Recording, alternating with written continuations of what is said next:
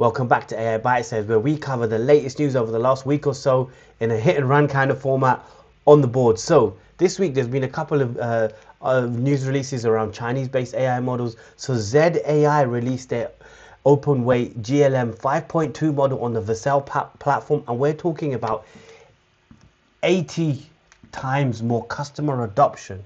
We're talking 27 times more token utilization across their platform, and that's primarily because of the cost.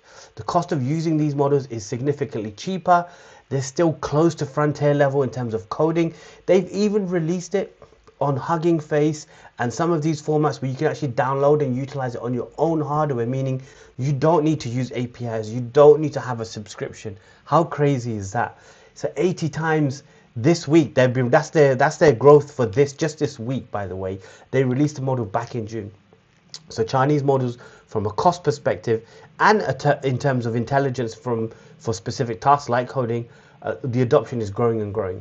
And in related news, Chinese models are now accounting for 46% of enterprise API usage on US developer-based platforms. Can you believe that?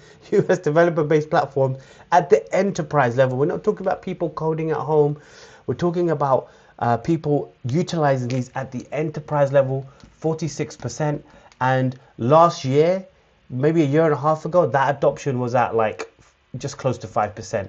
And now we're talking about 46%. And again, this is being driven by cost. The cost of these Chinese-based AI models is significantly cheaper than US-based AI models from Anthropic, from OpenAI. So the adoption of these type of models is growing.